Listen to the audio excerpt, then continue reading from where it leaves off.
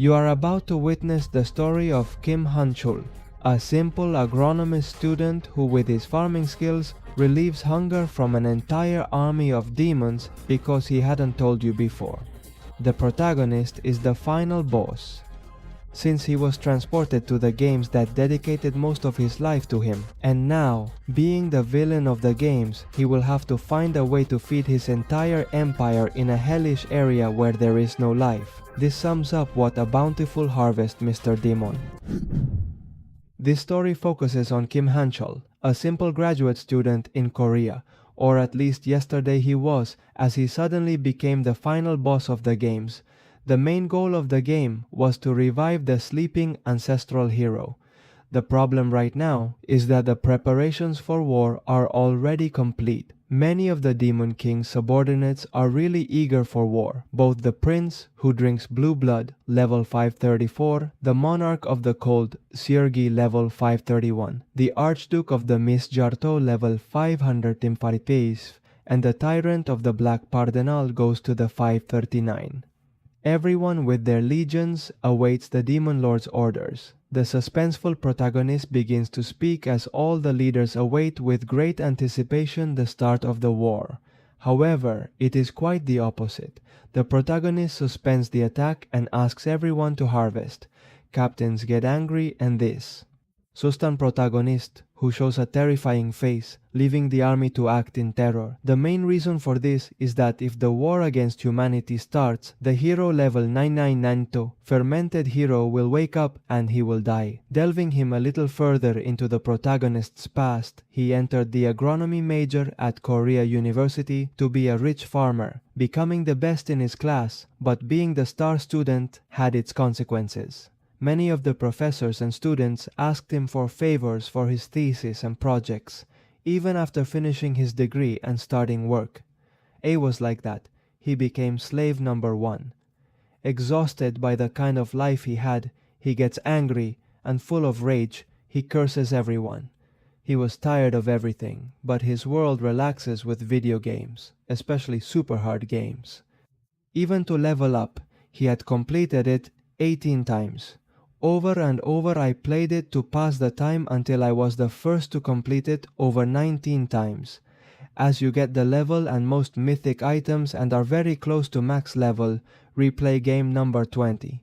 However, something different happens, and his soul goes straight out to the TV screen. His soul enters the game that he dedicated so long to him, heading towards the grave of the.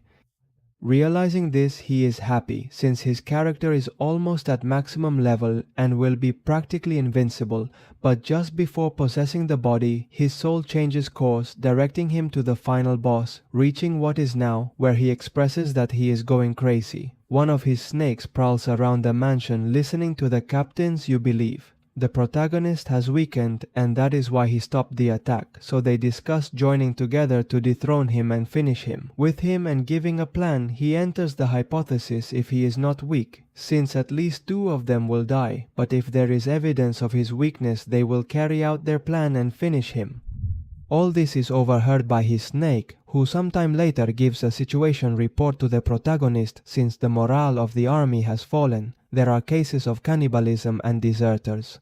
Also, the 4 generals are very angry and plan to attempt on his life. In his mind, the protagonist knows that if they attack him together, he will die, since if he seems weak, he will not have any chance. Asking him if the video game hero woke up, and his snake shows him a video of the grave of the paladin, where the last moments of the spy at the hero's hand are seen, making the protagonist tremble, since if he is found he will definitely have the same fate. If the generals surrender, they will finish him off, and if he invades human territory, he will meet his end. So, crying, she laments what's happening with her life. But you must not give up. The only solution is to solve the food shortage. The servant asks him where they will go, and he answers that to look for arable land, leaving doubt. To the snake to respond, the servant realizes that something has changed, since the Demon King in Narcissistic and Rude is disturbing to speak correctly. Zephyr only appeared in the game once, but he was very popular, since among the players everyone thought he was very loyal. Sephiroth continues to give him signs of what has changed in his personality, upsetting the protagonist. Upon arriving at the camp, Sephiroth tells him that he does have a memory of a pigeon, angering the protagonist however. Then this one continues, all the previous demon kings tried to cultivate there. He knows that nothing grows on that land, but the protagonist knows that with his real-world skills, he can save that land of death. Kneeling down, he takes part of the earth in his hands, throwing it in his mouth, and Zephyro writes this on his blog note. The protagonist tells him not to do it, but his duty is to keep a record of the chronicles. Since his memory worsened, and he also writes that down when he spits it out, the protagonist gives himself. He says that the soil has no nutrients or nitrogen. In addition, it is the essential element for plants, but they cannot use atmospheric nitrogen, which is 78% of the air due to its triple bonds. That's why humanity developed chemical nitrogen fixation to increase food production. Although doing something like this is impossible, they need a natural method to do the nitrogen fixation mechanism in the earth. Suddenly he has an idea to use the lightning. Since his high voltage sides nitrogen into nitrites, and then it is absorbed with the rain and just the ability of Credo, the Demon King is the Bloody Blow, which releases rays and moisture, perfect for fertilizing. So telling Zephyr to withdraw, he prepares to use his attack. When he injures his hand, he realizes that his attack hurts a lot, and when he turns around, the 4 generals are seeing him behind a dry white. Zephyr confirms that protagonist is 100% weaker out loud. So desperate for the situation, he tries to use his ability again, but when he pronounces Bloody Blow, only his blood falls to the ground and he prepares to rub his hand due to the pain of the wound. So seeing this as an opportunity, the 4 generals come out of hiding with a malicious look on his face, asking if he's okay as the protagonist begins to panic. Changing the scene, we are shown the hero of this story, who has vague memories of his life. Past he lived this more than 100 times moved by the call of duty, but now he is gone, so he no longer has a sense of direction in his life. Returning to the generals, Azura asks him if he knows the rules of demons. The strongest is Lord Demon, and in panic the protagonist can only think that everyone has come against him, and he can't use any ability, so he may die. This generates such pressure that the generals think he was hiding his power. Well, the fight hasn't even started and is already generating so much force, but without looking back. Azura still thinks she has a chance by attacking all 4. What he doesn't know is that the others hid behind the tree again, leaving him completely alone in this battle. So he can only curse them, I know, but for his part he creates a broadcast window and exclaims that, according to the ancient tradition of demons, all fights are to the death, and surrender is not an option. The protagonist, those shadows, of how fast he has done everything, while Asura asks him to wait, so by being on his guard, he knows he is weakened and can win. That's nothing to be afraid of. The protagonist, for his part, is terrible. A few hours ago he tested his strength and has an acceptable one, but he should be stronger. Asura launches to attack the protagonist. He recognizes the movement of the game. It is a lunge attack, so there is no way he can dodge that. However, the character's reflexes.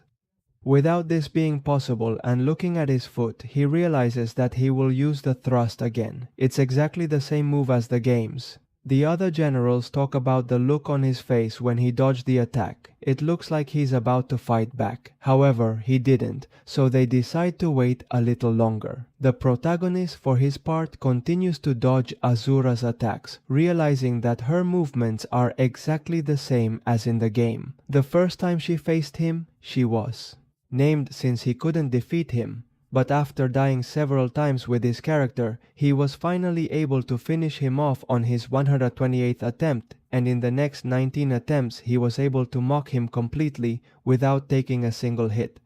In short, there is no way his attacks will hurt him, causing the fear of the other generals. While the protagonist mocks Asura and his predictable attacks, the general's fear grows even more, as he seems to have fun with Asura for being. This curse is weak, while the protagonist, with a smile, continues to dodge the attacks. He realized that the world he was transported to follows the same rule as the original games. Suddenly, a dialog box appears that tells you that due to understanding the basic things of the game, you have obtained a skill, this being the marking of the enemy, and aimed so you are ready to try your attack again, the bloody blow working for the first time, leaving. To the generals and demons who watch the broadcast with their clothes worn and kneeling in front of the protagonist. He realizes that he is still alive after being hit with his ultimate ability, since in the game it was instant death. So he will soon be recovered again due to his regenerative abilities and uses his ability again and again, causing fear in the rest of the generals. Who do you think attacks him without killing him just to torture him? This gives you the protagonist, another achievement, and another feature asking to look at your inventory. Looking at Sura, he knows he has to get rid of him, but he is not strong enough to finish him off. So he comes up with another idea. Since he hasn't left the earthly plane, he can still target him, so he can keep throwing endless bloody blows, which means he can infuse the ground with tons of nitrogen. So looking at the other generals who are terrified, he asks Sergi to tie Azura tightly. She, in her thought, can only deduce that he wants to humiliate her, making her tie up a naked man. But disobeying is certain death, so do it. Step 1 is complete, that is, the lightning rod. Azura wakes up excited to resist the protagonist's abilities, but almost immediately takes the bloody blow again. As with this, I can oxidize the nitrogen in the air into nitrites, and ask her heart to cover the entire area with fog, asking her to be thick and for water to flow. Haruto prepares to use the fog as he thinks he intends to wet the whole place to make lightning more painful, flattering her. Such a creative form of torture. Once the fog is ready, which is step 3, comes step 4, which is to attack and repeat over and over, as Zephyrus and the rulers watch what appears to be heart-wrenching torture. After time, the protagonist reviews the land. He needs to continue infusing nitrogen and using that method, but the next thing is to improve the soil. The soil right now is in a monovalent structure and does not allow the entry of oxygen or drain well. Water for agriculture, the ideal soil is one crumbly. So what you can do is create manure. Asking all the generals to bring shocked poop, they still continue with their tyrannical thinking since they believe that shit is for blue-eyed, being surprised by how incredibly cruel the protagonist is. Changing the scene in a prosperous land, the hero walks through the forest hearing cries for help. As he approaches, he meets one of the travelers, who were. They're attacked by goblins. The hero, looking at him coldly, frightens the travelers while telling them not to be afraid, but they almost faint from fright. The hero, for his part, takes the subject who had the broken leg on his shoulder and asks the other to guide them to the city, thus beginning their journey. Already at the mansion, the 3 assembled generals discuss how they are supposed to bring poop. Sergei can only exclaim that's crazy while biting his nails, and can only exclaim that he can't poop.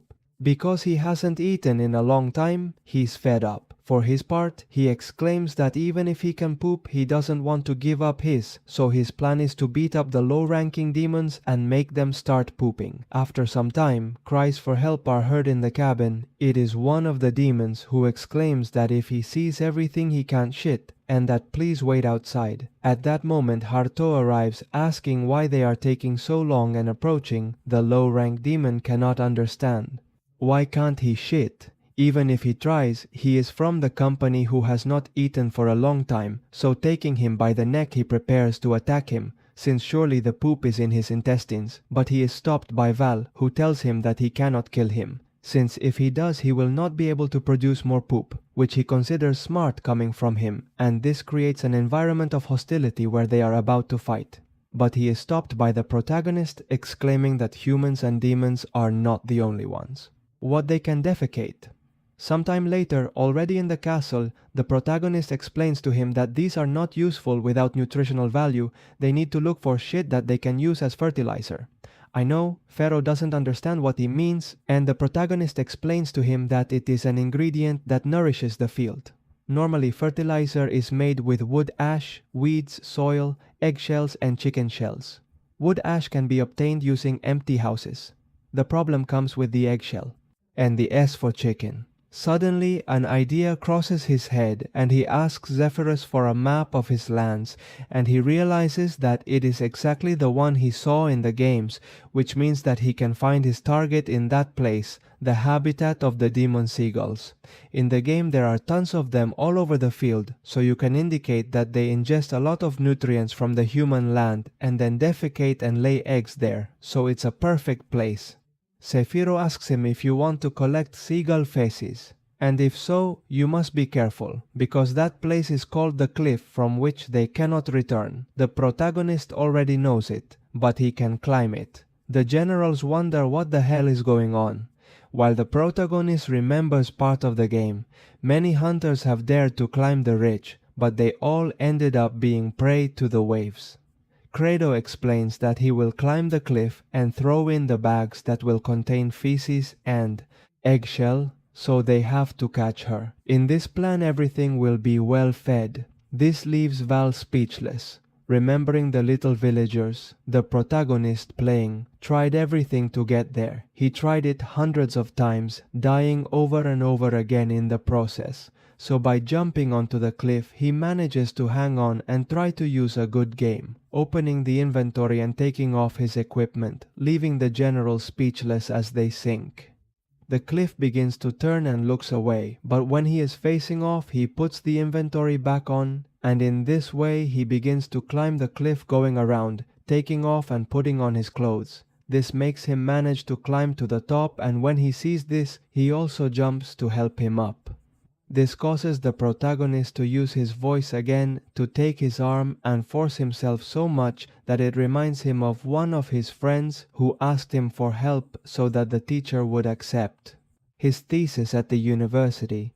But the protagonist, thinking of himself and the consequences of remaining as a slave forever, tells him that he cannot help him and withdraws from the place. Maybe if I had helped him then and tried a little harder, he would have squeezed a little more. What his face had in his memory could have been smiling and breaking his arm. He manages to climb to the top. It goes to the one who is surprised, wondering why he saved him and touching him. That tells him that that arm hurts less than losing a follower. This makes Val cry, while the protagonist is left with the decision that he would have done the same for his partner, apologizing in his thoughts. The system appears before the protagonist, telling him that although it has not completely adapted to the body of Creeds, it managed to use all its strength. He's already earned Val's gratitude by opening up the happiness point system. The protagonist takes this by surprise and wonders if the happiness points are used to give discounts on ice cream, making the system angry and explaining that for every soldier in the demonic army who feels happy with a full stomach, he will earn a happy point. And you can use these points to buy statistics. He can currently only use 20% of the Demon Lord's strength, asking him to try to increase 5 stats and reach 100% of Creed's strength. So thinking about which statistic to go up, it is decided by the resistance, and the system informs you that to buy 10% of resistance you need 50 happiness points. But you can also use happiness points too. Purchase skill upgrade, showing him that he can level up the Bloody Strike using 250 skill points. Realizing this, he still can't do anything, but if he manages to farm successfully, then he can get more points and become stronger and increase his survival rate. Someone thanking him might feel extremely good. Bal for his part is nervous because his face tells him that he will destroy him immediately if he does not do what the protagonist says. God, he's a really bad demon lord, and he didn't save him in good faith. Taking an eggshell, the protagonist throws it at the other generals, asking them to catch him, but this only caused everything to spill on them, leaving him disgusted and unable to take it anymore. Sometime later, they were preparing the manure. The first step to doing this was to mix seagull droppings, eggshells, burn tree ash, and prepare the farmland. Then they have to grind everything up and mix it up well. This asks Sergi since she has a lot of arms, and it only pisses her off since she touches her pride. He's one of the 4 Demon King generals, and his arms aren't for mixing shit. Then the protagonist asks him if he wants to switch with garbage, and almost immediately Sergi starts using his arm to mix everything up. After the event, where the protagonist thought he would lose his life, the next step is to add water, so he asks for it a lot. This one claims it because the smell will be more unbearable with the humidity, but he points garbage again and quickly begins to use his fog. Finally, he asks him if the earth is wet, and he replies that it is. Just as the protagonist predicted, the third step is to place the manure. The third step is to place the manure in a dry place and cover it with a blanket made of seagull feathers. But even doing that would take forever to make the manure to cover the vast terrain. He has no choice but to mobilize. All demons have something to worry about, but they have to do it now, and they will proceed with the authority of Lord Demon. Changing the scene in one of the demon villages, her father finds himself babysitting his daughter. The girl, extremely weak, asks her father to eat her, but he can only respond not to say things like that. The girl never tells her that she misses her mother. I remember her mind well, where a very hungry demon had her sights on her, and just before eating her, her mother stops. She, being ingested by the demon, we return to the present, where the father wonders why he lives if his daughter no longer exists. Suddenly, the protagonist bursts into his house, who exclaims that if he still has the strength to scream, he can work like this, that he asks the others to take him away. Does this all turn into a ruckus, and the girl is very scared, screaming for her father, while the protagonist asks her how many they have, and this one tells him they only have 20 and they need 30 more. Seeing the girl crying, the protagonist remembers part of the game where she has the same expression, and the protagonist, touching keys, kills her. So with some guilt, he asks everyone to stop the illegal acts of eating his own kind and asks Zephyr to gather the other remaining demons. He is Lord Demon, so a tyranny of this level is fine for his purpose. The role of the leader is to make sacrifices. Sometime later, the demons try to mix the manure. While he wonders why they are wasting strength for so many days if the earth is dead, and the other demon asks him to shut up, well, yes, they hear him. You'll cut off his pessimistic head. She exclaims that everyone will die, even if the land becomes fertile. There's nothing they can plant. This is heard by Credo, who is right behind him and tells him that if they are curious about what they will plant, let the flower that he saw that day follow him. The purple flower is something that can be planted at the... Upon arriving in front of the plant, the demon asks if that is what it is, and the protagonist answers that they will plant the roots of that bile flower, and some of the farmer's squad have already dug up several of them. The lesser demon tells him that the roots of those plants cannot be eaten, as it causes extreme abdominal pain and could kill him. The protagonist responds that there is nothing more than that to see the experiment to check if this can be eaten or not. He should be concluding confused. And the question, what experiment are you referring to? And the protagonist tells him that his daughter, right now, is eating the roots of the plant. Hearing this, the worker can only run desperately in the direction of his home. When he arrives, he opens the door screaming, but is surprised to see his daughter eating the roots without her stomach hurting and also feeling full. Unable to believe it, he asks her if she is okay, and she says yes.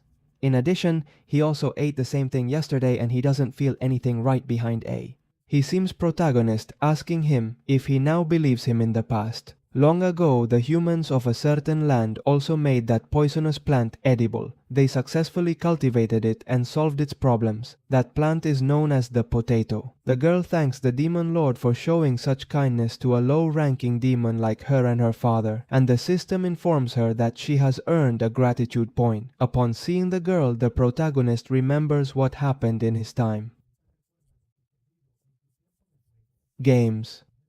Just because he is Lord Demon, it doesn't mean he has to be serious, always exclaiming that a little girl like her just has to eat until she is satiated and grow up with a terrifying face, leaving the generals with a thought that he is making her fat to eat her. The deepest place in the Demon Lord's vast territory is Chavin, Tantor. The army is divided into 5 areas and is in the deepest. It's freezing cold at night and scorching hot during the day.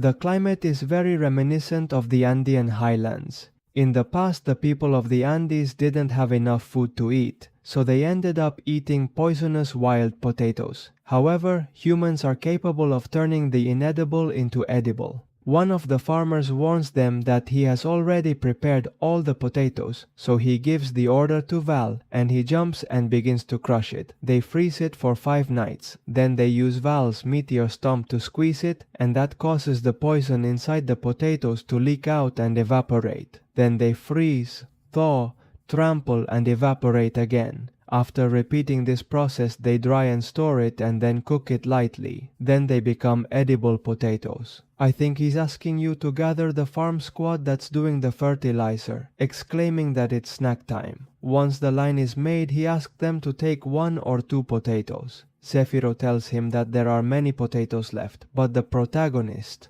or doubt is insufficient if you want to feed the entire demon army. On the other hand, you must obviously plant the remaining potatoes and make it grow 1,000 times more. The farm squad looks at the potatoes doubtfully, as they know it is poisonous, and some of their relatives died after eating that. The demon father explains to the others that it can be eaten, as his daughter ate it, but the other refuses, as the protagonist's expression is not from someone who would give him free food. He is waiting for them to eat it, and he comes dying, but he takes one in his hands and eats it in front of everyone, and when he swallows it, he shouts, "Long live Mr. Kratos." After observing that the first demon ate, the others did as well, and were surprised to learn that protagonist actually gave him food that they could eat, so they start washing it, but the protagonist doesn't like that chant very much, so he will change it later. Zephyrus, for his part, realizes that he can end the famine. The system is activated by gaining 50 added points, and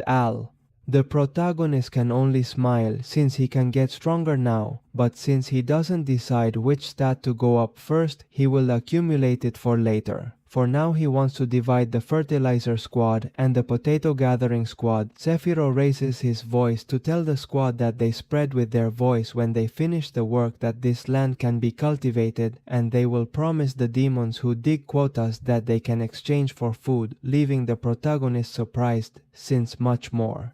All of what seems like a long time later, the Aldeans collect fruits. The generals are in charge of fertilizing and mixing the manure, and Azure Well is still crucified and tortured since there is manure. It's time for the next step. You have to spread it evenly over the earth, but it's too extensive. Asura only asks him to be finished with him, but the protagonist gives him his final blow again to torture him while thinking that there is no choice but to wait. Sometime later, sitting on his throne, he asks Kefiero if he requested more troops from the Star Masters, and he confirms that he did. He ordered them to stop the attacks and provide as many troops as possible for agriculture. They sent messengers to the 4 Star Masters who handled each area, but they have yet to receive a response. The protagonist asks if he passed out from hunger on the way. It is very difficult to dispense fertilizer with the current number of troops in another setting in the land of demons. The first Cliff of the Dead area, a messenger speaks to their leader and gives him a report. According to the Demon Explorer's report, the Demon Lord started his agriculture and seems to have created an edible food. The first Star Master believes he is doing all this because he fears him as his strength grows as more people and demons die, so he comes to the conclusion that it is to keep him at bay. This Star Teacher is called Zarutul. Then he asks about the other messengers, but he answers that he took care of all the others, so they have no idea that the war has stopped and is being cultivated. To him, demons must starve, so you can become part of that army. In this way, he will end Credo and become the new Demon Lord, so his servant orders him to destroy everything related to agriculture. Sometime later, Asura, a crucified one, only curses, and the servant arrives exclaiming that Credo is really ruthless since he turned Sura into a living corpse, asking him not to worry because when the leader finishes the protagonist, he will accept him in his ranks, and making a call, hundreds of specters come out of the land with a clear order, destroy the entire field until it can no longer be used, and this one tells him to spread it all over the land, since if they try to collect it again they will fail. So he gives the order to be scared away and buried evenly everywhere, laughing with a great laugh. Azura looks at him from above, remembering what the protagonist said about how fertilizer needs to be finely ground and mixed with the earth. So while the spectre is laughing and declaring the End of credo. Asura has a face of death due to his ignorance. After working all night, one of the wraith exclaims that this has no end, while another complains about him being lazy, since if anything remains unmoved, credo will turn it into farmland. The one sitting tells him that he is trying very hard, especially today, and he responds that he doesn't understand why, but when they see the work they have done they feel proud as if they have done something productive, so it has excited everything. They begin to finish the last hours of the missing Earth without realizing that the sun is starting to rise. However, they exclaim that such a death is not bad. After all, they were productive for something, being watched by the servant covering himself with an umbrella as he mourns the loss of his army. So now we just have to see how Kratos reacts. This one is in the warehouse talking to Sephiroth since it is taking him longer than expected and the potatoes are in latent mode, that is. They will not sprout and it is of no use, even planting them. I am putting it in context. It's like a potato sleeping peacefully in the ground and being uprooted, but this causes the potatoes to faint from fright, causing their biological rhythm to stop. Her sleep will end faster than it would be usual if you leave her 2 to 3 weeks longer, so you have to move her to a warmer, darker place. He wanted Siri to hug them with her cold energy to give him more time, but Siri is very angry. And Jarto too, so they don't want to bother him anymore and have him against him. I also wanted to raise the temperature by using the workers and putting her to exercise, but they got tired too quickly, so with no other way out, he decides to go directly to the farm since he will do what he can by arriving and seeing all the land. Nothing he can't believe? The whole land is full of fertilizer, everything is ready to plant and he doesn't know what miracle that is. The servant of the first Star Master is hiding behind the tree, laughing at protagonist's expressions being caught by Val, who taking him by the hood takes him with the protagonist, wondering why Phil Kamir is there, since he is one of the cliff bosses. Doubting if he came alone to the call for help, the protagonist asks him what he is doing there. Even before responding, he is hit by the protagonist. Sephiroth asks him why he does it if he didn't even have a chance to respond, and the protagonist tells him that he seems to be hiding something like that hitting him is the most efficient way to deal with that.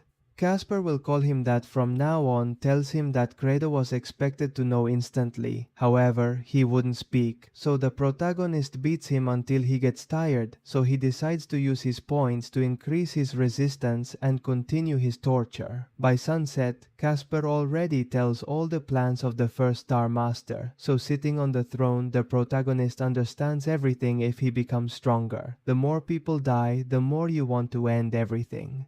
Zephyr calls this treason and an opportunity to increase his status by defeating the first Star Master, and the rest will take it as a warning. On second thought, the protagonist knows that's not the problem, they will continue to hinder his farming, so it's best to leave him alone.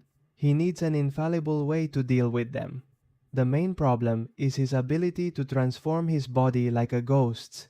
Even in the game, it was all over the cliff, being a complicated map.